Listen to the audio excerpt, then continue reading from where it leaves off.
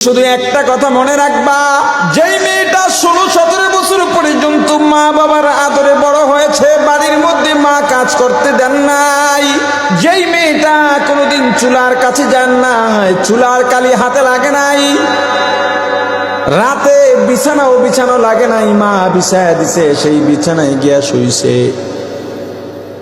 যেই মেয়েটা ফজরে উঠে নাস্তা নিজেই তৈয়ার সামনে পাইয়া গেছে, ওই মেয়েটাকে তুমি রশি দিয়াও বেঁধে আনো নাই, বন্দুক ধরে পিস্তল ধরেও আনো নাই, মামলা করেও আনো নাই, শুধুমাত্র কালেমার অদৃশ্য বন্ধন। কালেমার বন্ধন হয়ে গেছে, এখন তোমার সঙ্গে নামতেছে, পিছে পিছে যাইতেছে। মা কাঁদে, বাবা কাঁদে, মেয়েটাও কাঁদে, তুমি একটা অপরিচিত মানুষ, কেন বোঝো না?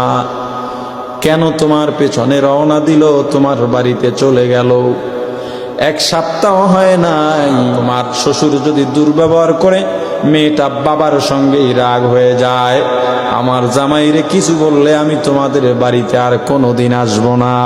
মাত্র 1 সপ্তাহের পরিচয়, কি বলে, অপরিচিত একটা পরিবেশের মধ্যে তোমার বাড়ি, না চেনে তোমার মাকে, না চেনে তোমার বোনকে। যেই মেয়েটা বাড়ির মধ্যে কখনো চুলার কাছে যায় নাই, তোমার বাড়ি গিয়া সব সময় চুলার পিঠে থাকে।